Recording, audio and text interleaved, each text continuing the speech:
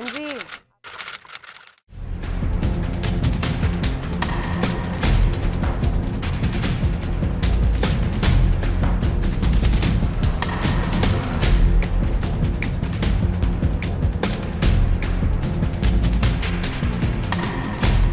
नमस्कार, शाम के 4 बज चुके हैं और वक्त हो चला मुद्दा करम का। एक बार जोरदार तालियों के साथ प्रोग्राम की शुरुआत हो जाए। मैं हूं आपके साथ आशीष पांडे। आज मुद्दा करम में बात होगी एक ऐसे बयान की जिसके बाद सियासी हलचल तेज हो गई है। दरअसल इस वक्त जो सुर्खियों में छाया हुआ है वो है धुरंधर द रिवेंज जो मूवी आई है, और उसमें एक क्लिप सामने आई है जो इस वक्त सोशल मीडिया पर छाई हुई है। उसमें अतीक अहमद जो है वो नजर आ रहे हैं, सेम एज इट इज जैसे अतीक अहमद दिखते हैं वो कलाकार उसमें एक्टिंग करते हुए नजर आ रहे हैं। अतीक अहमद को लेकर बातें सामने आती हैं। जो फैक्ट उसमें दिखाया गया वो ये है कि उनका कनेक्शन पाकिस्तान के आईएसआई से है। अब रामगोपाल यादव ने इस पर सवाल उठा दिया। एक तरफ कांग्रेस है और समाजवादी पार्टी है, वो सवाल उठा रही है कि जानबूझकर इस तरह की मूवी जो आ रही है वो निकलकर सामने आ रही है और प्रोपेगेंडा फैलाने की कोशिश की जा रही है। आपको मैं रामगोपाल यादव का वो बयान बता देता हूं और उसके बाद चर्चा की शुरुआत करेंगे। रामगोपाल यादव कहने कि वक्त का इंतजार कर रहे हैं, एनकाउंटर करने वाले कोई बचेंगे नहीं, कोई जेल जाए सजा काटे, निर्दोष लोगों की हत्या बहुत हुई है। साथ ही साथ खास तौर से माइनॉरिटी के लोगों को देखा नहीं आप लोगों ने, पुलिस की कस्टडी में अतीक और भाई को मार दिया गया है। अब ऐसे में सवाल यह कि अचानक से अतीक अहमद से इतना अटूट प्रेम समाजवादी पार्टी या कांग्रेस की तरफ से क्यों देखने को मिल रहा है, क्योंकि इमरान मसूद ने भी सवाल उठाया है। इमरान मसूद ने भी कहा है कि ये जानबूझकर प्रोपेगेंडा फैलाने का काम किया जा रहा है। तमाम मेहमान हमारे साथ जुड़े, सबका परिचय एक बार करा देते, एक बार जोरदार तालियों के साथ मेहमानों का भी स्वागत किया जाए। हमारे साथ राहुल तलान पॉलिटिकल एक्सपर्ट के तौर पर जुड़े, बहुत बहुत स्वागत है सर आपका। हमारे साथ नवीन दुबे पॉलिटिकल एक्सपर्ट के तौर पर जुड़े, बहुत बहुत स्वागत है सर आपका भी। साथ ही साथ हाजी नाजिम खान साहब पीस पार्टी के प्रवक्ता, ये भी हमारे साथ जुड़े, बहुत बहुत स्वागत है आप सभी मेहमानों का। सबसे पहले हाजी साहब आप ही के पास आऊंगा और इस बयान को आप कैसे देखते हैं जो इन्होंने कहा कि कोई जेल जाए सजा काटे, निर्दोष लोगों की हत्या बहुत हुई है। अतीक अहमद निर्दोष थे। हाँ देखिए, ये तो फैसला कोर्ट के समक्ष था। कोर्ट फैसला करता कि वो निर्दोष थे या दोषी थे। और रही बात ये कि आपको पता होगा जब कि वहाँ के जो फूलपुर या और जगह की जनता ने किस तरीके से उनको चुनकर लोकसभा में भी भेजा और वो अपने एक ऐसे नुमाइंदे रहे जिन्होंने अपनी बात बड़ी मजबूती से रखी गई। और रही बात यहाँ पर जिस तरीके से समाजवादी पार्टी की तरफ से ये बयान आया है, तो देखिए ये बयान जो उन्होंने इस तरीके का दिया है कि जब हम आएंगे तो हम इनको इंसाफ दिलवाएंगे या इस तरीके का बयान, तो देखिए हम लोग तो पीस वक्त का इंतजार कर रहे हैं रामगोपाल यादव। कौन से वक्त का इंतजार कर रहे हैं? हाँ देखिए, मैं वही कहता हूँ भाई, हम तो पीस पार्टी वाले, और पीस पार्टी हमेशा ये चाहती है कि कानून के दायरे में रह के बात करते हैं हम लोग तो, और कानून ही हम लोगों के लिए सर्वोपरि है। और रही बात यहाँ पर कि अतीक की जिस तरीके के यहाँ पर एक फिल्म के अंदर जिस तरीके का उनका कैरेक्टर दिखाया गया, लेकिन अगर उसका डिस्क्लेमर दिखाए तो डिस्क्लेमर वैसे फिक्शन की बात आई थी, तो फिर उस डिस्क्लेमर में और फिर उसमें दिखाया गया, इसका मतलब यह है कि बॉलीवुड ने अपनी जेब भरने के लिए इस तरीके का फिक्शन डाले गए। ऐसा तो नहीं होना चाहिए। अपनी जेब भरने के लिए किसी की छवि खराब करना ये बिल्कुल गलत है। किसकी छवि खराब हुई? अतीक अहमद क्या उनकी ऐसे कौन से वो माननीय सांसद रहे ना, वो टिकट दिया है ना उन्होंने, टिकट उनको दिया गया था, और उसके बाद से उनके कारनामे क्या है, काले चिट्ठे क्या है, ये किसी से छिपा नहीं है। हाँ देखिए, अभी आपने कहा कि टिकट दिया, वो सांसद भी रहे। और रही बात ये, मैं तो कहना चाहता हूँ कि भाई जब वो दोषी थे तो हमारा देश का कानून है, कानून के तहत उनको सजा मिलती।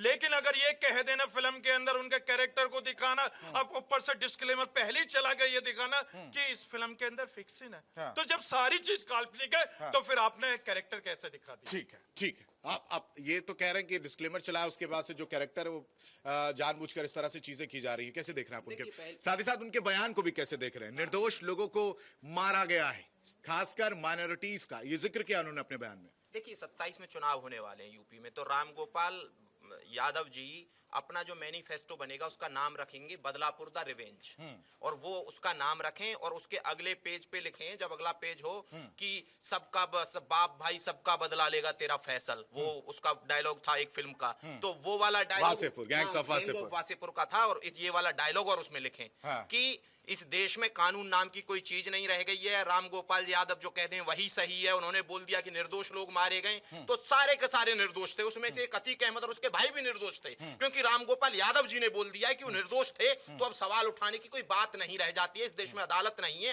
रामगोपाल यादव जी ने बता दिया है कि हम बदले की पॉलिटिक्स करेंगे। इस देश में हमने बहुत तरीके की पॉलिटिक्स देखी है, सब तरीके की पॉलिटिक्स देखी, एक ही तरीके की पॉलिटिक्स रहेगी कि बदले की पॉलिटिक्स कैसे की जाए। तो बदले की पॉलिटिक्स की शुरुआत कर दी है समाजवादी पार्टी, और ये देश की जनता जान ले कि भाई जब 2027 में अगर समाजवादी पार्टी की सरकार आती है तो बदले की पॉलिटिक्स होगी, विकास की पॉलिटिक्स नहीं होगी। अखिलेश यादव बेकार की बात करते हैं, हमने इतना विकास किया उतना विकास किया। उनके प्रमुख महासचिव कह रहे हैं कि भाई बदले की पॉलिटिक्स करेंगे तो बचा करिए ना। बचा बचा के रखिए फैक्ट। ओपनिंग कमेंट्स ले लो नवीन साहब, बदले की पॉलिटिक्स होगी क्या? नहीं, निश्चित तौर पर इस देश के अंदर पांडे जी देखिए तो बदले की पॉलिटिक्स आज से नहीं चल रही है, काफी लंबे समय से चल रही है। और 2014 के बाद से जिस तरीके से हम लोगों ने देखा और 2017 के बाद उत्तर प्रदेश में हमने देखा, ये बदले की पॉलिटिक्स नहीं है तो क्या है?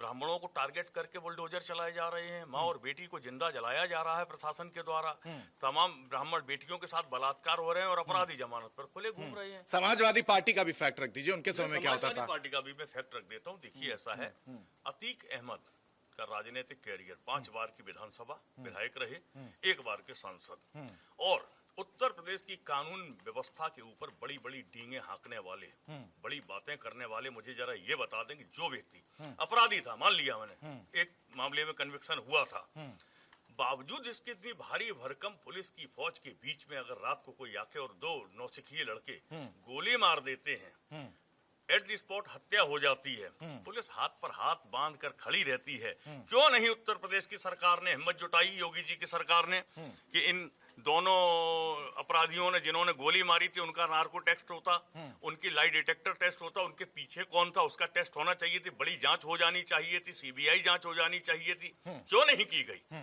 एक बड़ा सवाल। आपकी कानून व्यवस्था पर करारा तमाचा मारा गया है अतीक और अशरफ की हत्या। आ रहा हूं, रिएक्शन लूंगा। अतीक और अशरफ की हत्या जो है वो कह रहे हैं कि ठीक है वो अपराधी था, वो तो चीजें समझ में आती हैं, लेकिन हुआ क्या उनके साथ? देखिए वो सही बात है, कानून व्यवस्था का फेलियर था, किसी की हत्या नहीं होनी चाहिए, ये सही बात है। इस देश में किसी की भी हत्या नहीं होनी चाहिए, कहीं भी नहीं होनी चाहिए।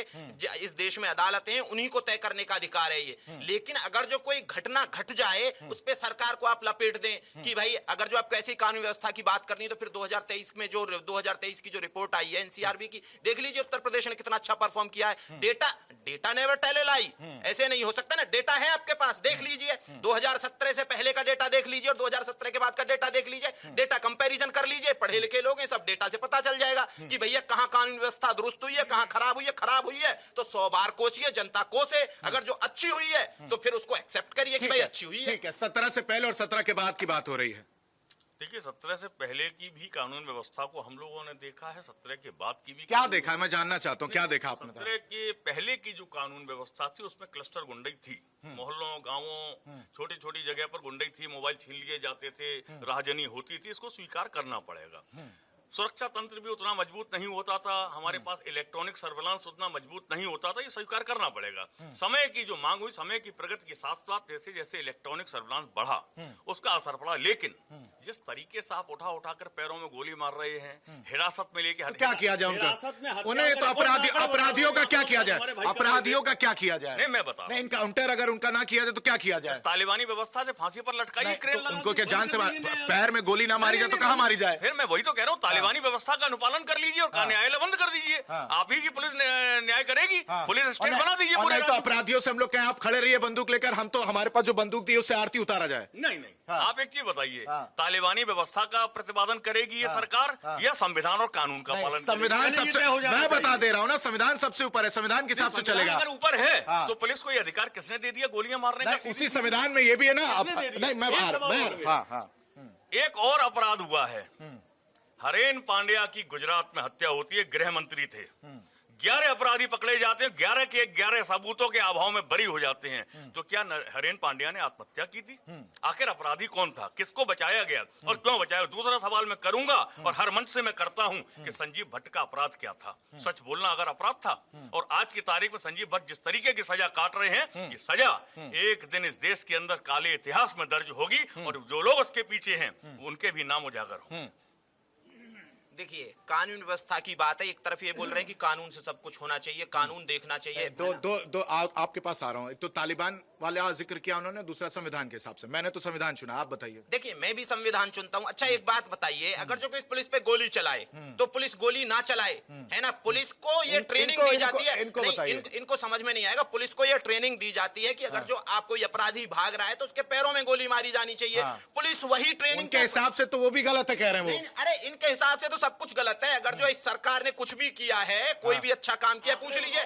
मैं इस सरकार ने, योगी सरकार ने, मोदी सरकार ने कुछ अच्छा किया है देश में? दोनों के हिसाब से कुछ अच्छा नहीं किया है। तो इनके, मैं यही तो बोल रहा हूँ, देख लीजिए। लेकिन इस देश की जनता को पता है, देश की जनता को पता है कि कितना इस सरकार ने अच्छा किया। वो देश की जब, मैं तो ये बोल रहा हूँ जो डेली अखबार पढ़ते हैं उनको भी पता है कि सरकार ने क्या अच्छा किया है। लेकिन दो पढ़े लिखे लोग इंटेंशनली ये कह रहे हैं कि सरकार ने कुछ अच्छा नहीं किया है। तो इसका मतलब ये है कि वो माइंड मेकअप करके आए हुए हैं कि सरकार ने कुछ अच्छा नहीं किया है। आप 100 सवाल पूछ लीजिए, ये एक भी चीज अच्छा मानेंगे ही नहीं। ठीक है, कोई अच्छा काम नहीं हुआ। साथ ही साथ उनके जो बयान, उस पर भी मैं आ रहा हूं, माइनॉरिटीज को निशाना बनाया जा रहा है। हाँ देखिए, अभी देखिए राहुल भाई ने कहा दो पढ़े लिखे, यानी नवीन भाई भी पढ़े लिखे, नाजिम खान भी पढ़े लिखे, लेकिन इन्होंने अनपढ़ जैसी बात करी कि दो पढ़े लिखों के बीच में एक अनपढ़ वाली बात अच्छी नहीं लगती। नहीं, आपको इस तरह से तो नहीं बोलना चाहिए। पढ़े लिखे लोग ये इस तरह से वो तो नहीं बोलते हैं। नहीं देखिए, सामने वाले को कोशिश करें। सुन लीजिए, भाई राहुल भाई ने ऐसी बात की। देखिए ये हर वक्त कहते हैं। और रही बात ये कि मैं यहाँ पे जब माइनॉरिटी की बात आती है तो मैं ये कहना चाहता हूँ, कल की घटना मुझे याद है। मैं कल की घटना का जिक्र करूंगा। मेरे उत्तर प्रदेश का प्रशासन बड़ा स्ट्रॉन्ग है। मैं दिल से अपने प्रशासन को सलाम करता हूं कि कल का माहौल उन्होंने खराब होने से बचा लिया मथुरा के अंदर। लेकिन वो कौन लोग थे जो बार बार पत्थरबाजी कर रहे थे? मेरे पुलिस वाले भी घायल हो गए, लेकिन अभी तक वो चिन्हित नहीं हुए। उनके घरों पर बुलडोजर नहीं चला भाई। वो चिन्हित हो जाएंगे तो तकलीफ भी तो आप ही लोग को होती है ना, कि पोस्टर क्यों लगा दिया, पोस्टर क्यों लगा दिया। मैं कह रहा जो पत्थरबाजी कर रहे थे, घटना घटी है वहां पर किस तरीके की अफवाह फैल गई, इतनी सारी पब्लिक कैसे इकट्ठी हो गई, तो भाई ये जांच होनी चाहिए। मैं तो अपने प्रशासन को सलाम करता हूं कि उन्होंने स्थिति को संभाल लिया। लेकिन ये बता दीजिए, सुन लीजिए राहुल जी, ये बता दीजिए कोई ईंटें आई तो आई कैसे? भाई मस्जिदों का नाम तो बड़ा बदनाम करते हैं आप लोग। लेकिन कल जो ईंटें जैसे संभल में आया, मैं प्रशासन को घायल भी करा। वीडियो फुटेज बहुत सारी चल रही है। अब ये बता दीजिए, जिन्होंने ईंटें वहां फेंकी, अब उनके घरों पर बुलडोजर कब चलेगा? क्योंकि हमारे उत्तर प्रदेश के अंदर बुलडोजर बड़ा फेमस है। ठीक है। जो घरों पे घर की छतों पे ईंट रखते हैं, वो पूछ रहे हैं ईंट कैसे आई, अफवाह कैसे फैली? जो अफवाह मास्टर हैं, जो छोटी छोटी चीज की अफवाह फैला देते हैं। हाजी नाजिम साहब, नहीं, ये मुझे बताइए, आप क्या कह रहे हैं कि उनके वो अपने घर पर छत पर ईंट पत्थर रखते हैं? पूरा समुदाय ड्रोन शॉट ले लीजिए, कहीं भी जहां मुसलमान हो सबकी छतों पे ईंट मिलेंगे। और ये सोची समझी प्लानिंग होती है। और ये मुझे अनपढ़ बोल रहे थे। देखिए लेकिन इसके पीछे फैक्ट, जरा मुझे इसके पीछे फैक्ट बताइए। पर इन्होंने ना अपनी क्वालिफिकेशन खुद ही दिखा दी। जिनके घर शीशे के होते हैं ना, जिनके घर शीशे के होते हैं, वो दूसरे के घरों पर पत्थर नहीं मारा करते। यानी कि अब आप समझ गए होंगे भाई। अब मैंने जब वहां पर ईंटों की बात करी, कुचलते जिनके घर शीशे के होते हैं ना, वो चंद्रशेखर बाबा को नहीं कुचलते, जो गौरव शाह के नाम पे है ना। जांच का विषय नहीं है, जांच का विषय नहीं है। क्या कहा? प्रशासन की बाइट नहीं सुनी इन्होंने। ये फर्जी बातें करते हैं ये लोग। भाई प्रशासन की बाइट सुने।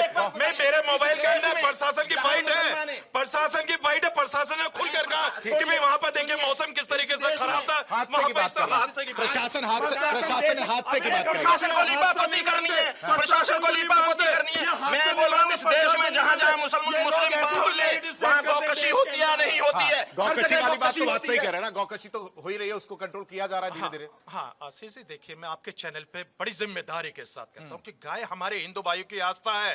पीस पार्टी मांग करती है कि गाय को राष्ट्रीय दर्जा दीजिए। अब देख, पीस पार्टी साथ में, जब आप राष्ट्रीय दर्जा क्यों नहीं दे रहे? अरे दीजिए ना। लेकिन ये राष्ट्रीय दर्जा नहीं देंगे, लेकिन निहत्ते मुसलमानों की किस तरीके की लिचिंग होती है उस पर ये सवाल खड़े कर देते। देखिए इस देश में कब से गौकशी हो रही है? लगातार हो रही है। रुक जाइए, उधर जाइए, रुक जाइए, संस्कार पे बात करेंगे। रुक जाइए, पीड़ा होने वाली अभी। एक मुसलमान इस देश में बताइए जो कभी खड़ा हुआ हो। लगातार मुस्लिम मोहल्लों में गौकशी होती है। एक मुसलमान बताइए जिसने कभी पुलिस को इन्फॉर्म किया हो कि भाई हमारे यहाँ गौकशी हो रही है। ये पूरा का पूरा समुदाय नैतिक समर्थन देता है गौकशी को। आशीष जी देखिए, मैं इनको कहता हूँ, मैं कहता हूँ राहुल राहुल भाई बहुत ही नैरेटिव बातें करते हैं, नफरत तो इनके दिल में कूट कूट के भरी है। और मैं इनसे कहता हूं कि गोवा में घूम गए, अरे गोवा में घूम गए, भाजपा की सरकार है, भाजपा की सरकार है। प्रमोद सावंत जी ने गोवा को खूबसूरत बना रखा, यानी कि जन्नत बना रखी है। वहां पे कोई अपराध नहीं है, लेकिन आखिर क्या है, वहां से हटते ही ये लोग अपराध की श्रेणी में पूरे देश को खड़ा करने की कोशिश करते हैं। ऐसा नहीं चाहिए भाई। अगर आप गोवा के जैसी बातें अगर देश के अंदर और जगह करने लगे तो मैं कह रहा हूं कि देश खूबसूरत बनेगा। मैंने सही बोला था ना, अभी यही दोगली बातें ये बताइए। अभी तक माता माता कर रहे थे, फिर बोले कि फिर वहां से गोवा पहुंच गए कि गोवा में ये हो रहा है तो हमें भी इजाजत दीजिए। अरे रुक जाइए, ये उप समुदाय से आते हैं। आज तक एक ये गौ के राष्ट्र माता की मांग कर रहे हैं ना। मैं बोल रहा हूँ एक मुसलमान बता दीजिए इतिहास में जब से देश आजाद हुआ है और उसने बोला हो कि भाई हमारे यहाँ गौकशी हो रही है, हिंदुओं की भावनाएं हर्ट हो रही हैं, मैं पुलिस को इन्फॉर्म कर रहा हूँ, लगातार गौकशी होती है मुस्लिम मोहल्लों में और एक पुलिस को कोई इन्फॉर्म नहीं करता, इनके सामने हो रही होती है। पूरा का पूरा समुदाय नैतिक समर्थन देता है और यहाँ आके आदर्शवाद बातें करते शर्म नहीं आती आपको? नहीं आशीष जी, दो तीन चीजें हैं। अभी राहुल भाई ने जो बातें बोली मैं उस पर बात करूंगा। आपने कहा आंकड़े बोलते हैं, 2017 से 2020 तक 451 लोगों की हिरासत में हत्या हुई है पुलिस की। ये एनसीआरबी के आंकड़े हैं, ऑन रिकॉर्ड है। इसी तरीके से 2021 से लेकर 2024 तक 502 लोगों की हत्या हुई है। ठीक है, मैं मान लिया। 17 से पहले की भी बताइए। 17 से पहले इस तरीके की अराजकता नहीं थी कि किसी को उठाओ और हिरासत में ले जाके मार दो। सुन लीजिए, कितने अगर भाजपा के समर्थक मारे गए, कोई एक नाम बता दीजिए। टारगेट करके किसी के घर पर बुलडोजर नहीं चलता था, किसी के घर नहीं गिराए जाते थे, वहां कानून की राज की व्यवस्था होती। हाँ, मैं फिर कह रहा हूँ कि स्ट्रीट क्राइम था, स्ट्रीट क्राइम था, उसको कम किया है आपने। मैं साधुवाद देता हूँ योगी जी को, लेकिन ऑर्गेनाइज क्राइम का आपने क्या किया? एक मिनट भाई साहब, पूर्वांचल के कितने बड़े बड़े अपराधी हैं, 80-80, 114 मुकदमों वाले। अरे तो ये पनपे कैसे? ये पनपे कैसे? अरे पनपे कैसे हैं? पहले की सरकारें कौन सी थी? अरे भाई साहब, मोदी जी की अपनी लोकसभा से एक अपराधी विनीत सिंह की पत्नी निर्दलीय एमएलसी बन जाती है। इससे ज्यादा कानून बहुत बढ़िया बात आपने बोली है। नहीं ठीक है, बहुत बढ़िया बात आपने बोली। जरा अतीक पर भी मुझे बता दीजिए, इनको टिकट देने वाली पार्टी कौन सी थी? सारी पार्टियों ने दिया, तमाम समर्थन दिए। और अगर समर्थन नहीं दिया है, बता दीजिए। बीजेपी ने दिया सारी। देखिए यही तो मैं कह रहा हूँ, इस पे पार्टी वाले पे नैरेटिव गढ़ने के लिए आते हैं। ये बोले सारी पार्टियों ने दिया, सारी पार्टियों में बीजेपी भी आती, बीजेपी ने दिया। बताइए, अपराधियों की लंबी फहरिस्त है। लंबी मैं क्या दिया या नहीं दिया? मैं चिल्लाता नहीं, चिल्ला लेने दीजिए। मैं चिल्लाता नहीं हूँ भाई साहब, मैं पढ़ा लिखा आदमी हूँ, अपनी भाषा जानता हूँ, शालीनता से बोलूंगा। आप अपनी भाषा में बोलिए, आप बोल लीजिए। देखिए ऐसा है, कृपा शंकर सिंह जो 26/11 को आरएसएस की साजिश बताया करते थे, जौनपुर से भाजपा ने टिकट दिया या नहीं दिया? पहला सवाल। भारत की जनता देखती है, उत्तर प्रदेश की जनता देखती है। और भारतीय जनता पार्टी के अंदर कुलदीप सेंगर क्या बहुत बड़े महापुरुष थे, चिन्मयानंद क्या बड़े महापुरुष थे, और तमाम ऐसे अपराधी, धनंजय सिंह वांछित अपराधी, क्रिकेट खेल रहा है, कप्तान वहां किनारे पे खड़ा होकर फील्डिंग कर रहा है। ठीक है, देखिए जवाब तो उन्हीं की बातों में ना। कुलदीप सेंगर के साथ क्या हुआ अपराध करने के बाद? जेल में, है ना? एक जवाब मिल गया। ये एक कोई बाबा का नाम ले रहे थे, क्या नाम लिया था आपने? चिन्मयानंद। जेल में गया था, जेल में नहीं गया था? तो जवाब इन्हीं के पास है। मैं कहां से जवाब दूं? कार्रवाई होती है। अब सुनिए, इनके जमाने में क्या होता था? जिनकी ये समर्थन कर रहे हैं, कुत्ते से हाथ मिलाते थे मुख्यमंत्री, और ऐसे ये पट्टा पकड़ा दिया जाता था कुत्ते का, और उसके ना वीडियो फोटोज वायरल किए जाते थे। डॉग लवर डिफेंड देखिए, डिफेंड ऐसी चीज को किया जाना चाहिए जिसको डिफेंड कर सकते हैं, है ना? मुख्य लेकिन मुझे बताइए अतीक अहमद पर उस टाइम केसेस नहीं होते थे क्या? कार्रवाई क्यों नहीं हुई? देखिए ऐसा है, केसेस होते थे तो कार्रवाई क्यों नहीं हुई? मुकदमे नहीं चलते थे तो कार्रवाई हुई क्यों नहीं? गिरफ्तार क्यों नहीं होता था? अतीक अहमद पर मुकदमे किसकी सरकार में दर्ज हुए? नहीं, एक मिनट भाई साहब, क्या सारे मुकदमे अतीक अहमद पर भाजपा की सरकार में दर्ज हुए? नहीं। सपा सरकार में मुकदमे दर्ज नहीं हुए? तो ये कैसे कह रहे हैं? कौन सा नैरेटिव गढ़ा यार? एक चीज और मुझे याद आई है, अभी फरसा बाबा की एक्सीडेंट और हत्या वाला मामला चल रहा है। ये भारतीय जनता पार्टी के समर्थक है राहुल भाई। नहीं, मैं उनको और करेक्ट कर दे रहा हूँ। वो ये कह रहे हैं नहीं साहब, वो तो हत्या हुई है और साजिशन मारा गया है। अब आप ये बता दीजिए कि क्या मथुरा के एसएसपी झूठ बोल रही है, पुलिस झूठ बोल रही है? नहीं, पहली बात। मेरी बात नहीं, सुनिए। एक और चीज मैं चाहता हूं इसमें इनको भी कंफ्यूजन दूर हो जाएगी, आपकी भी दूर हो जाएगी। उसमें जो भी बयान आए थे प्रथम दृष्टया गौ तस्कर के रूप में देखा जा रहा था, लेकिन जब जांच बढ़ती तो आप ये भी मानिए कि चीजें चेंज होती, तो उसी के बाद उन्होंने आधिकारिक बयान दिया कि वो एक्सीडेंटल केस है। जब अगर जब प्रॉपर इन्वेस्टिगेशन होगी तो ये बयान अभी एक आप बार रुक और जाइए, change होगा। अभी आप रुक जाइए, 2 दिन रुक जाइए। 2 दिन के बाद यही भारतीय जनता पार्टी बयान बदलेगी और ये कहेगी कि फरसा बाबा की हत्या, क्योंकि इनको एनकेस करेगी, लाशों पर राजनीति करने वाले लोग हैं भारतीय जनता पार्टी के। इनका इतिहास ये रहा है। इनको ना इधर उधर सब जगह भाग जाना है, डिबेट पे नहीं रहेंगे। सुनिए ना, रुक जाइए, शुरू करते हैं कृपाशंकर सिंह से। अरे अरे अब अभी तक तो चिल्लाते नहीं थे, अभी तक तो चिल्लाते नहीं थे। अभी सुनिए, सबसे पहले कृपाशंकर सिंह पे आते हैं। कृपाशंकर सिंह मुंबई के अध्यक्ष थे जब ये बयान दिया था, तो ये पार्टी का नैरेटिव था। आपकी पार्टी वैसे भी देश विरोधी है, तो वो नैरेटिव भी देश विरोधी चलाते हैं। अगर जो उसके नेता हैं वहां दाल रोटी चलानी है उस पार्टी से, तो भैया फिर तो बयान देना ही पड़ेगा, है ना? रुक जाइए, है ना? दिग्विजय सिंह ने भी दिया था, कृपाशंकर सिंह पे अटक गए, कृपाशंकर सिंह पे अटक गए। दिग्विजय सिंह ने भी एक यही बयान दिया था। और आपके गृह मंत्री होते थे उस टाइम पे सुशील सिंधे, उन्होंने भगवा आतंकवाद का वर्ड गढ़ा था, हिंदुओं को आतंकवादी पेंट करने के लिए, मुसलमानों को बचाने के लिए। 2014 की रिपोर्ट, रुक जाइए ना, 2014 में जब लोकसभा चुनाव हारे तो एक समिति बनी थी AK एंटनी के नेतृत्व में। AK एंटनी ने बोला कांग्रेस पे मुसलमान होने का ठप्पा लग गया, मुसलमान पार्टी होने का ठप्पा लग गया है। तो आज तक इनको समझ में नहीं आया कि ये हारे कैसे, है ना? ये बोलते लाशों पे राजनीति करते हैं। नहीं, लाशों पे राजनीति नहीं होती है इस देश में। बीजेपी करती है राजनीति इस देश की बेहतरी के लिए, इस देश की सुरक्षा के लिए, है ना? इस देश की, है ना? अरे देख, है ना? तो बीजेपी की राजनीति ये है ना? इनको दिक्कत ये है कि बीजेपी से, और इस देश की जनता उस राजनीति को ना एक्सेप्ट करती है। जो बीजेपी कंस्ट्रक्ट, जो पॉजिटिव राजनीति करती है, इस देश की जनता ने एक्सेप्ट किया, उसको लंबे समय तक एक्सेप्ट करती आ रही है, इनको डिनाई करती आ रही है ना? देखिए, जो सबसे पहले मौत का सौदागर बोलने वाले किसी मुख्यमंत्री को, राजनीति में भाषा का मर्यादा लांघने वाले जिस पार्टी की अध्यक्षा हो, उस पार्टी को जनता लगातार जवाब देती रही है। ठीक है, ठीक। आ रहा हूं। आशीष जी, देखिए, मैं बड़ी जिम्मेदारी के साथ कहता हूं कि हमारे लिए देश का संविधान सर्वोपरि, देश का कानून सर्वोपरि। हम तो कानून को मानने वाले लोग हैं। और रही बात यह कि जिस तरह, सुन लीजिए, अरे वो आप लोगों के लिए, अरे वो आप लोगों के लिए, अरे वो आप लोगों के लिए, हम लोगों के लिए भारत का संविधान सर्वोपरि है। यानी कि देखिए आशीष जी, देखिए, बे हाजी नाजिम खान ने संविधान की बात करी और ये सरिया की बात कर रहे हैं। ये चाहते हैं उस पे भी राय पूछ रहे हैं। और हाजी नाजिम खान, पीस पार्टी चाहती है कि देश संविधान से चलता रहे और इंशाल्लाह हमेशा चलेगा। ये इनकी सोच। माफियाओं को लेकर इस तरह के बयान क्यों आते हैं? हाँ, सुन लीजिए, रही बात यहाँ पे माफियाओं की, तो देखिए, मैं ये कहना चाहता हूँ, हमारे देश के अंदर कानून है, कानून उनको माफिया हो, गैंगस्टर हो या अपराधी हो, तो ठीक है, मैं आ रहा हूँ। सवाल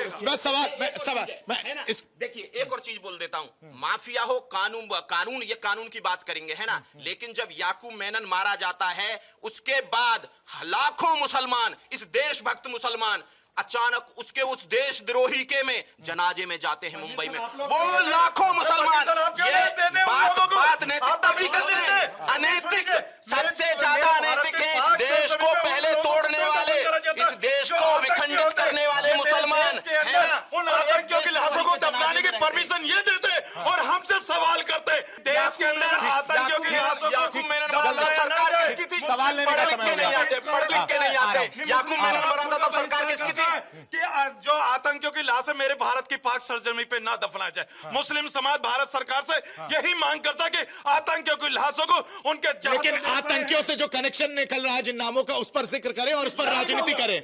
अतिका मत, सवाल लूंगा, एक छोटा सा रिएक्शन, उसके बाद सवाल।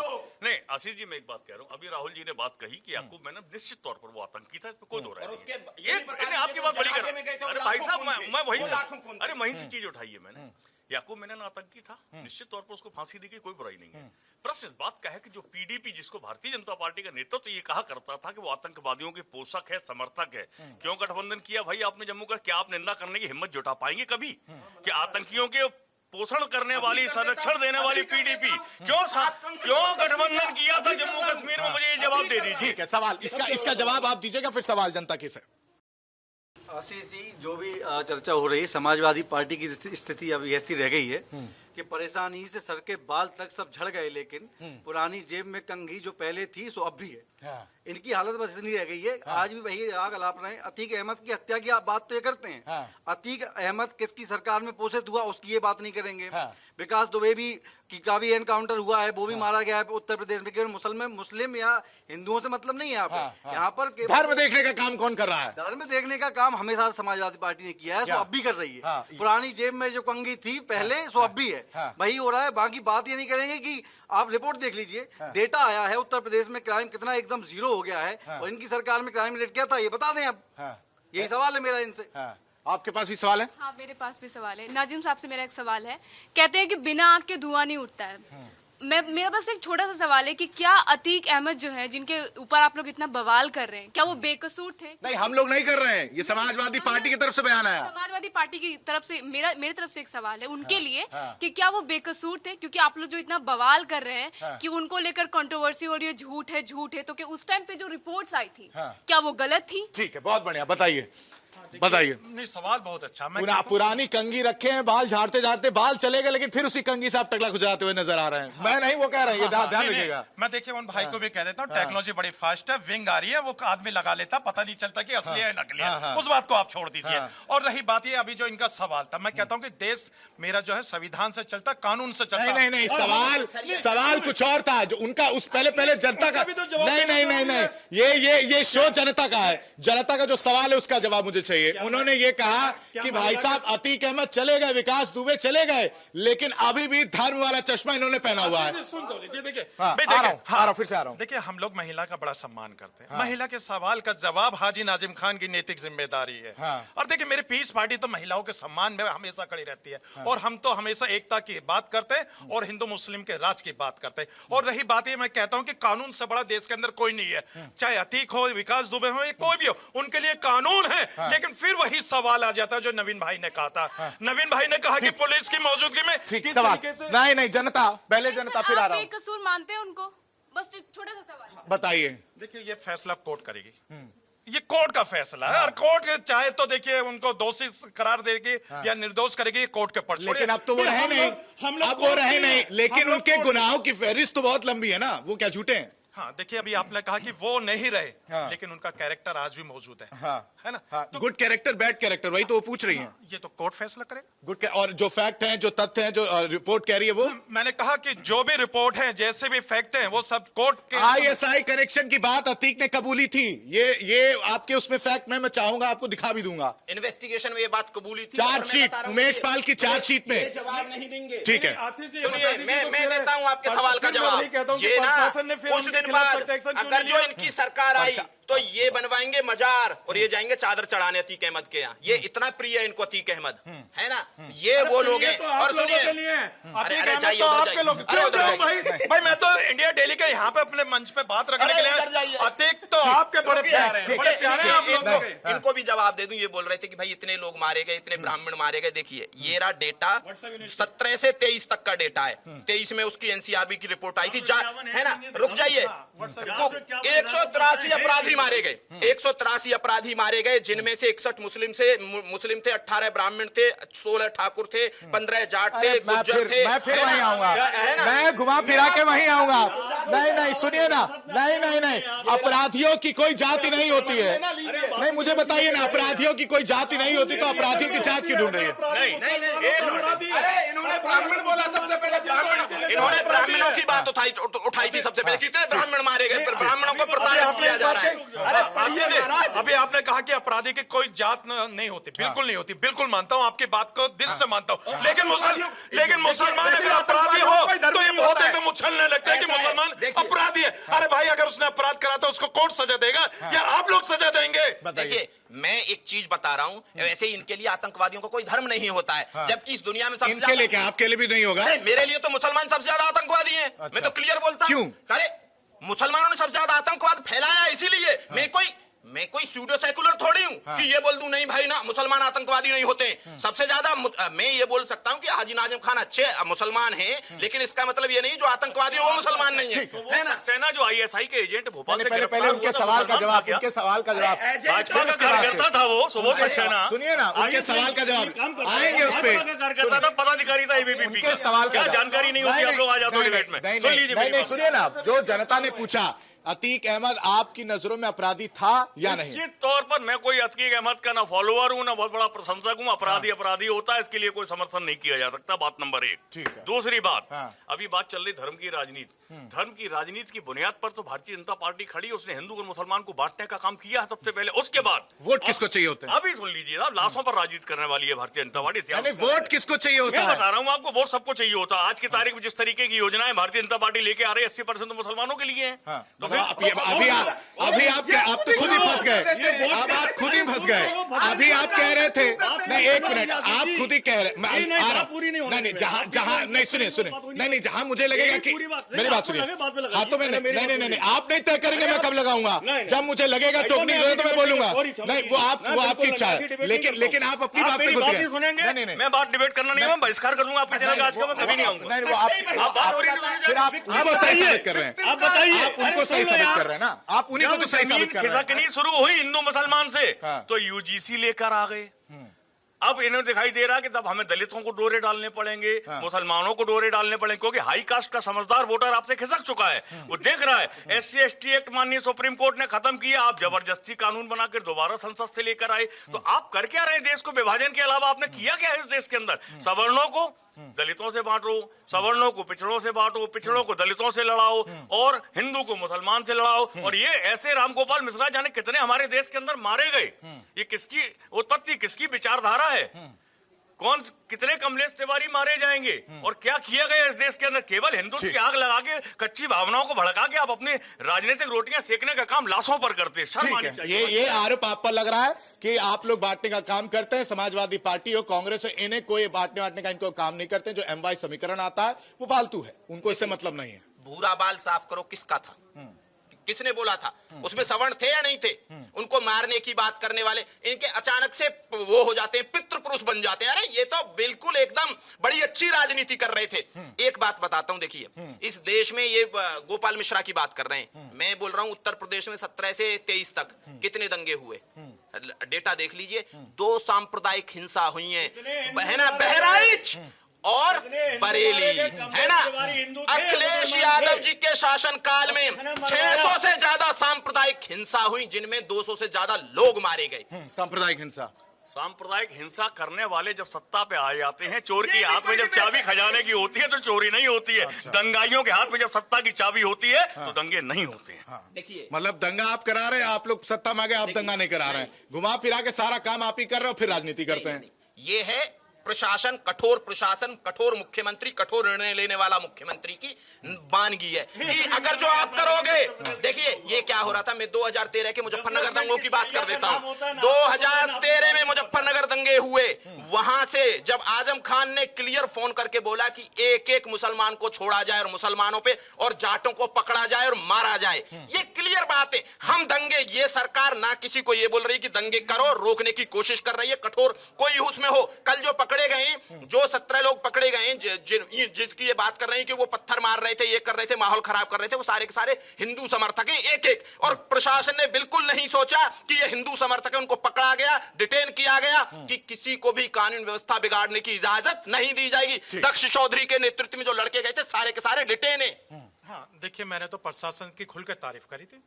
मैंने कहा था कि प्रशासन मजबूरी में तो नहीं कर रहे ना? नहीं, मजबूरी में क्यों? क्योंकि डर लगता है आप लोगों को। देखिए आप ही कहते हैं, इसलिए मैं टोक रहा हूं। हाँ देखिए आशीष जी, हम लोग डरते हैं अपने अल्लाह से, अल्लाह से डरते हैं और भारत के संविधान को मानते हैं। तो हम लोगों को तो कोई ये डर ना दिखाए। और सुन लीजिए भाई, आप लोगों के पेटों में बड़ा दर्द हो जाता है। और रही बात, मैं कहता हूँ कि अपराधी अपराधी होता है। चाहे देखिए बार बार अतीक के ऊपर टॉपिक चला, तो अतीक अपराधी है तो उसकी सजा उसको कानून के दायरे में उसको मिली, लेकिन हत्या जो हुई उसका देखिए तो उन्हें गिरफ्तार तो किया गया, जेल में है वो।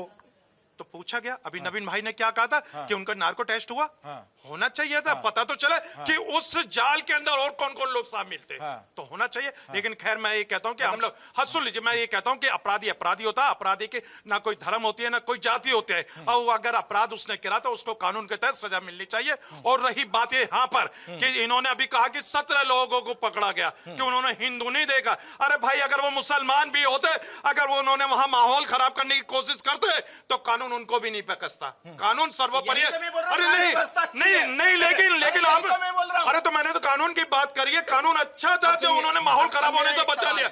लेकिन इन्होंने क्या कहा, हिंदू मुस्लिम एंगल देने की बात करी। भाई हिंदू मुस्लिम एंगल की क्या बात करी? समाजवादी पार्टी ने कहा ना माइनॉरिटीज। हाँ देखिए, समाजवादी पार्टी ने कहा माइनॉरिटी, तो मैं ये कहना चाहता हूँ कि अभी देखिए 2027 का चुनाव है नजदीक में, और इसीलिए बयान दे रहा हूँ। नहीं देखिए, बयान उनका अपना निजी हो सकता है, उनका पार्टी का प्रवक्ता है, वो दे सकता है। सुन लीजिए, वो दे सकता, मैं तो पीस पार्टी का प्रवक्ता हूँ। मैं आपको पीस पार्टी की बात करते हुए, और मैं देखिए अपने सभी युवाओं से ये कहना चाहता हूँ कि किसी भी अफवाह में ना आए।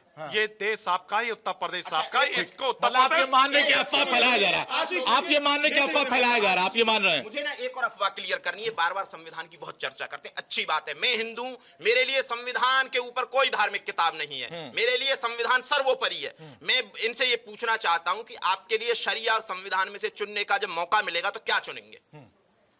देखिए, अभी इन्होंने कहा संविधान और शरिया, अब मैंने कितनी बार कहा है इनको, इसका मतलब बार बार ये पढ़े लिखे की बात करते हैं ना, तो मुझे लगता है इनको समझ लेना चाहिए। मैंने कहा भारत का संविधान सर्वोपरि, सर्वोपरि क्या होता है? जब मैंने खुल के इस बात को कहा, और दूसरी बात, और सुन लीजिए, अब सुन लीजिए भाई, अब सुन लीजिए, ये अरे सुन तो लीजिए, भारत जो संविधान से चलता है, और जो मेरा जो मजहब है इस्लाम जो है, जिसे मैं मानता हूँ, वो मेरी निजी आस्था है, और भारत का संविधान आर्टिकल 25 हम लोगों के रिलीजियस परमिशन। ठीक है, माइनॉरिटीज वाला एंगल क्यों देना पड़ रहा है?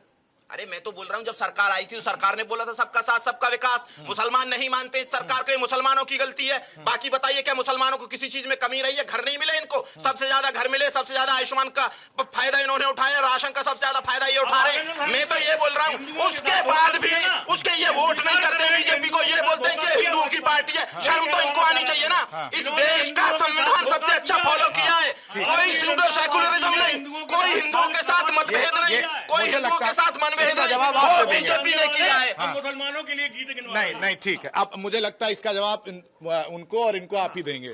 मिला है नहीं मिला है?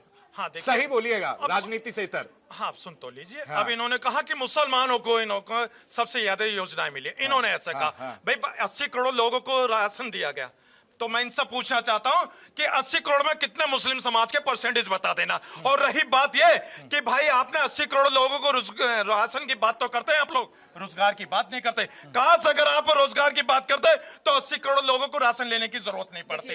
अरे सुन लीजिए, अरे आपसे ज्यादा पढ़ा लिखा हूं मैं, अरे मेरी डिग्री अभी देख लीजिए, गूगल पर डाल के देख लीजिए, गूगल पे डाल के देख लीजिए, मेरा पूरा एजुकेशन का सारा पता चल जाएगा मैं कितना पढ़ा लिखा हूं। और तो रही बात, अरे मैं देखिए, मैंने मास कम्युनिकेशन, हाँ सुन लीजिए, मैंने मास कम्युनिकेशन भी कर रखा, मैंने देखिए हर चीज कर रखे, आपकी तरफ फर्जी नहीं हूं। और एक बात हो भाई, आप अरे सुन लीजिए, पेट में दर्द तुम्हारा ये होने लगता है। नहीं सुन लीजिए, नहीं हम लोगों को कोई दिक्कत नहीं होती, फर्जी लोग तो फर्जी बातें करते हैं, और जो देशभक्त होते हैं वो देशभक्त की बात करते हैं। और मैं ये कहता हूँ कि क्या बात है कि आप 80 करोड़ लोगों के राशन की तो बात आप लोग कर रहे हैं, क्या 80 करोड़ लोगों को रोजगार की बात नहीं करते? अरे भाई मैं तो स्मार्ट सिटी में खड़ा हूँ, जो स्मार्ट सिटी देने की बात इन लोगों ने करी थी, है ना? अभी मेट्रो से नहीं आया आप? नहीं, मैं देखिए, मैंने कहा ना कि स्मार्ट सिटी में खड़ा हूं, जो इन्होंने किया ही नहीं आप लोगों ने। मैं एक चीज बताता हूँ, उसका जवाब ले रहा हूँ।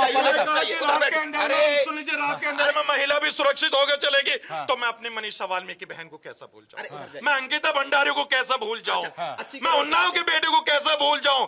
मैं देखे मधुबनी में बिल के अपने जो बिल्किस है, और भी बहुत सारी। ठीक है, अतीक अहमद पर अगर सवाल उठेगा तो कानून व्यवस्था की जिम्मेदारी आपके ऊपर भी सवाल उठेगा, और इसका जवाब आपको देना पड़ेगा कि भाई साहब वो पुलिस हिरासत में थे, पुलिस कस्टडी में थे, पुलिस वाले पर वहां पर मौजूद थे, और फिर उसके बाद से गोलियां चलाई गई। तो मैं तो यही बोल रहा हूँ ना कि वो पुलिस का फेलियर था। मैंने तो पहली ओपनिंग कमेंट में ये चीज बोली है ना, आप सुन जाइए। अब ये 80 करोड़ की बात करते हैं कि 80 करोड़ राशन क्यों दिया जा रहा है। 80 करोड़ में ना 35% मुसलमान ले रहे हैं, डेटा ये रहा। रुक जाइए, अरे अभी डाटा बाद में दिखाएंगे, सुनिए, है ना। दूसरा चीज 80 करोड़ क्यों दिया जा रहा है राशन? अरे रुक जाइए, कंप्लीट तो करने दीजिए। रुक जाइए, करिएगा, है ना। जो ये 80 करोड़ राशन दिया जा रहा है ना, ये इसलिए दिया जा रहा है कि ताकि लोग फाइनेंशियली इंडिपेंडेंट स्ट्रेंथ हो सकें, क्योंकि बहुत सारे लोग अगर जो राशन पे खर्चा नहीं करेंगे तो वो पैसा जो बचेगा वो कहां जाएगा। ये जो आयुष्मान भारत दी जा रही है, जो इलाज पे पैसा खर्चा होता है उनकी पॉकेट से, वो नहीं होगा तो लोग स्ट्रेंथन होते हैं इन चीजों से। इनको इकोनॉमिक्स पढ़ के नहीं आए हैं, ना इनको इकोनॉमिक्स से कोई लेना देना है, ठीक है ना। नहीं 35% का डाटा देंगे, बिल्कुल 35% का डाटा दीजिए आप लोग। अभी आपने कहा कि 35% मुसलमानों को मिल रहे हैं, भाई मैं तो चेक कर रहा हूँ, नहीं मिला मुझे। मेरा समय जाया हो जाएगा ना आपके डाटा का चेक, आप व्हाट्सएप कर दीजिएगा, है कि नहीं? व्हाट्सएप कर दीजिएगा, व्हाट्सएप कर दीजिएगा। पढ़ के नहीं आते, देखिए अच्छा सुनिए, सच्चर रिपोर्ट, जो सच्चर कमेटी की रिपोर्ट थी उसमें कितने सारे मुसलमान गरीबी रेखा के नीचे थे, है ना। इस हिसाब से मिल रहा है उनको, जो जिसको अरे उस हिसाब से मिल रहा है। अरे सच्चर कमेटी पढ़ के आए, कभी पढ़ी आपने? नवीन जी वो कह रहे हैं कि अब आप लोग मुद्दे से भटक गए हैं, वो यही कह रहे हैं और मुझे देख रहा है। मैं वैसे अभी डर गया हूं जिस तरह से उन्होंने धमकाया मुझे। नहीं मैं धमकाता नहीं हूँ, मुझे लगा सर, नहीं मैं सच आशीष, लेकिन मुझे जहां लगेगा मैं वहां टोकूंगा। मैं बेबाकी के साथ बोलता हूँ। देखिए ऐसा है, अतीक अहमद को आप कुछ भी कहते रहिए, हम एक चीज जानते हैं, इस देश की सर्वोच्च पंचायत संसद होती है और उस संसद के अंदर अतीक अहमद को माननीय शब्द लगाते हुए इस देश के समस्त सांसदों ने श्रद्धांजलि दी थी। ये एक कड़वा सच है, स्वीकार करना पड़ेगा। तो अब आप ये कहते हैं कि अतीक का समर्थन करने वाले क्या वो सारे के सारे पक्ष और विपक्ष के सांसद भी आतंक के समर्थक हैं, गुंडाई के समर्थक हैं, अपराध के समर्थक हैं? नंबर एक। दूसरी चीज ये आती है कि भारतीय जनता पार्टी के 11 वर्षों के कार्यकाल में मोदी जी के और 9 वर्षों के योगी जी के एक इन्होंने सिस्टम रच दिया है कि आदमी को भूखा रखो, रोजगार से विमुख कर दो, ताकि वो आधी रोटी को ही विकास समझने लगे। और यही हो रहा है। मैं आपसे बहुत जिम्मेदारी से पूछ रहा हूँ, दर्शकों में जो भारतीय दर्शकों में, अरे भैया सुन लो यार, इन्हें बोल लेना, सुन लो भाई, बात पूरी सुन लो। आप पूरे प्रदेश के अंदर आपके जितने भी दर्शक हैं वो भी आप चिंतन कर लें कि मुझे ये बता दीजिए कि उत्तर प्रदेश के अंदर आपने एक भी कोई बिल्डिंग लखनऊ में बनाई हो, नोएडा में बनाई हो या किसी रूरल एरिया में बनाई हो? अब आप नितिन गडकरी हो, केंद्र का विकास मत गिनवाने लगना। सड़क सुनो, सड़क बिजली पानी ये मूलभूत सुविधाएं होती हैं, विकास की श्रेणी में। एक मैं चाह रहा हूं एक फैक्ट, मैं चाह रहा हूं एक फैक्ट आप सुनिए ना। ठीक है, आप एक फैक्ट रख दीजिए। समाजवादी पार्टी की सरकार जब थी और जब बीजेपी की सरकार आई तब क्या विकास हुआ और अभी क्या विकास हुआ, मैं चाहता हूँ। एक मिनट देखिए, बसपा की उत्तर प्रदेश में सबसे पहले बसपा ने पटकथा रखी एक्सप्रेसवे बनाने की नोएडा से आगरा। उस पटकथा को आगे बढ़ाने का काम अखिलेश यादव ने किया, आगरा से लखनऊ को जोड़ा। लखनऊ के अंदर आपका इकाना स्टेडियम, सिग्नेचर बिल्डिंग, लोक भवन जिसमें मुख्यमंत्री बैठते वो अखिलेश यादव की सरकार का बनाया हुआ है।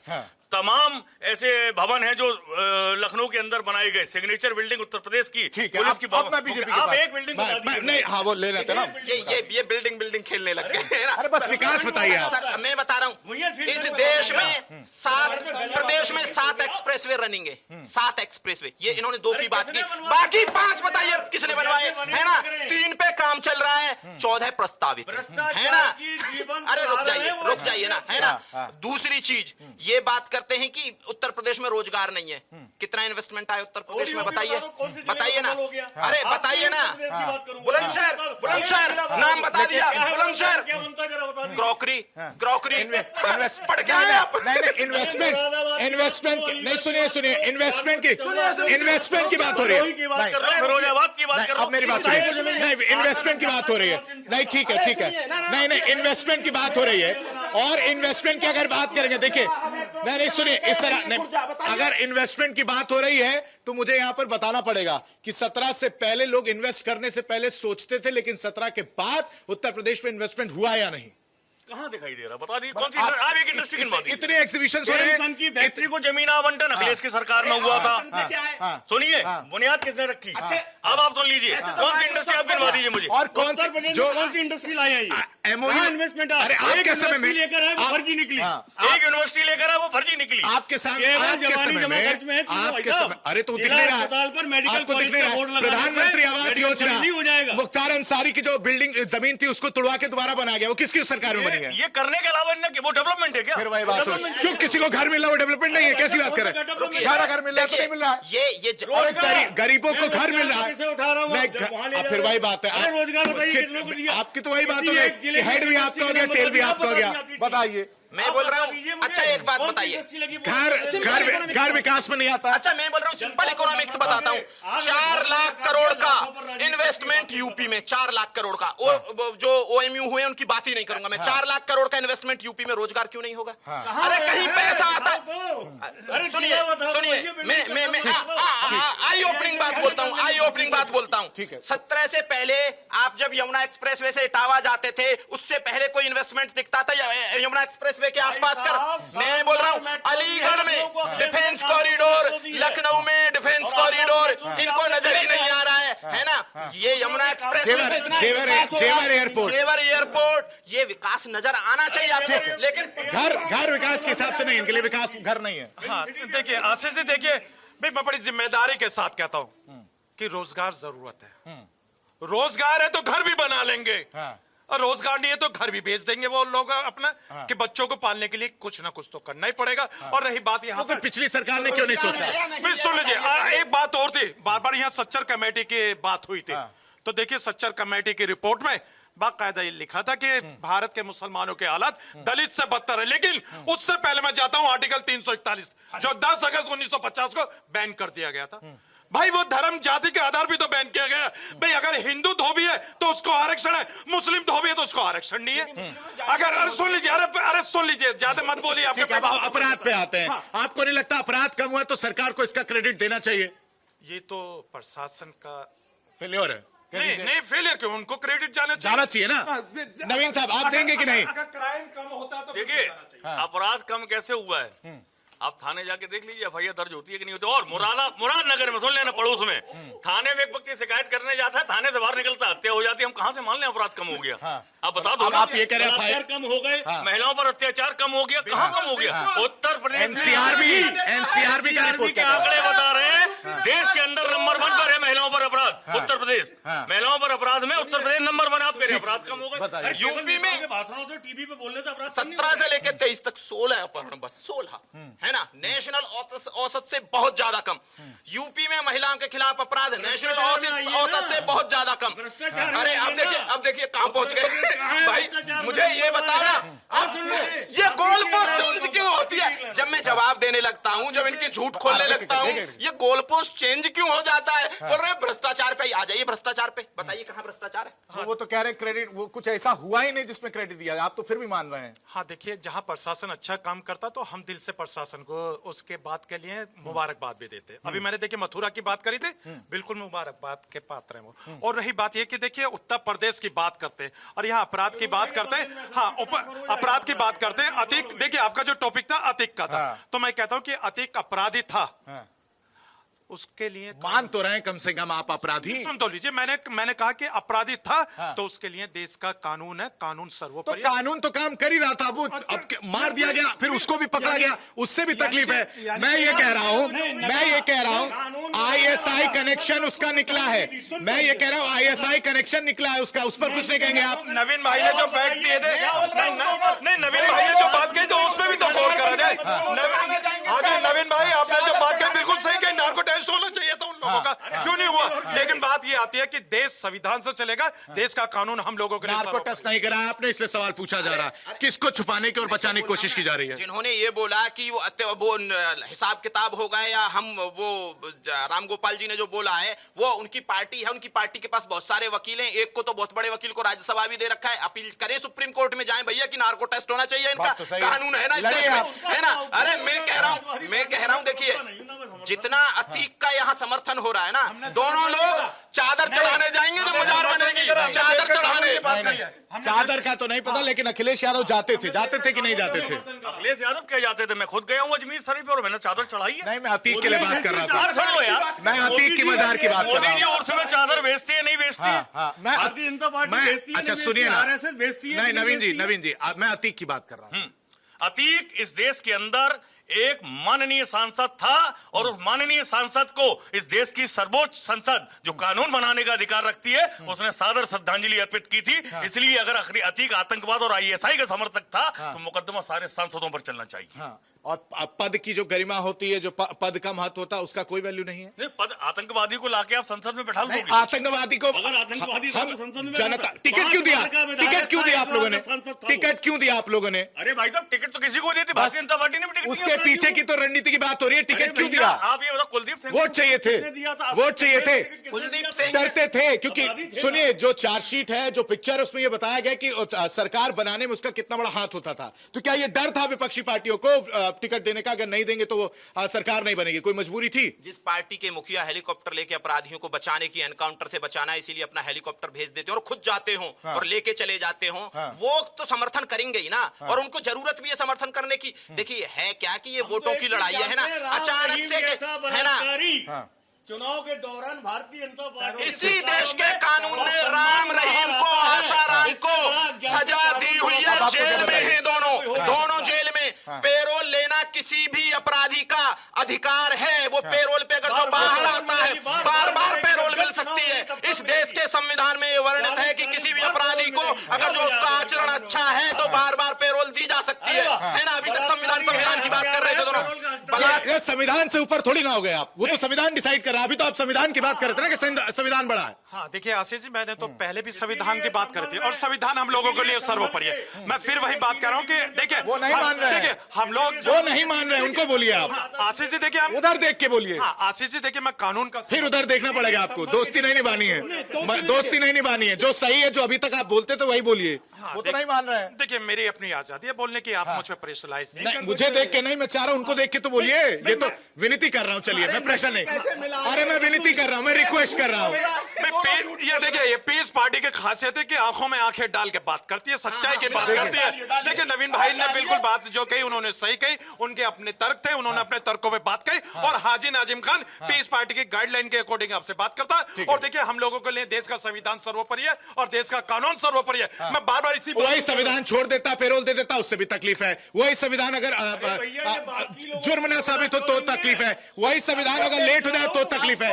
तो मतलब आपको दोनों चीज चाहिए। आशीष जी देखिए, हम लोग जो है कानून के समर्थक हैं, संविधान को मानने वाले। और देखिए जब बात यहाँ पे आती है पैरोल की, ये कोर्ट फैसला करेगा कि उसको अरे तो वही कोर्ट फैसला करता है, तो फिर मिर्ची क्यों लग रही है? देखिए हम ये कहते हैं कि कोर्ट के ऊपर हम लोग टिप्पणी नहीं कर सकते। जो सांगवान जेलर था, जो राम रहीम को पैरोल दिया करता था, भारतीय जनता पार्टी की टिकट पर चुनाव लड़ा था। ये इतिहास है। ये भी कोई बात हुई है ना। अच्छा एक बात बताइए, कौन अपराधी है जिसको पेरोल नहीं मिलती है? पेरोल मिलती है ना सब अपराधियों को। मिलती है ना, मिलती है ना, नहीं मिलती है? कितने बार मिली विकास यादव को, जरा बता दो मुझे। ये मिलती है नहीं मिलती है ना। अगर जो किसी का आचरण अच्छा है, अच्छा नहीं है है ना, तो उसको मिलेगी, भाजपा के सामने ठीक है ना। जो अब पढ़ भारतीय के जनता नहीं पार्टी आते के लिए हैं, वोट दूसरे पे मैनेज कर लांछन सकता लगाते है। हैं, तो मैं क्या कर सकता हूँ, है ना। दूसरी चीज देखिए, देखिए एक चीज पे डिबेट नहीं कर सकते थे। राम गोपाल जी के बयान पे डिबेट नहीं हो सकती थी।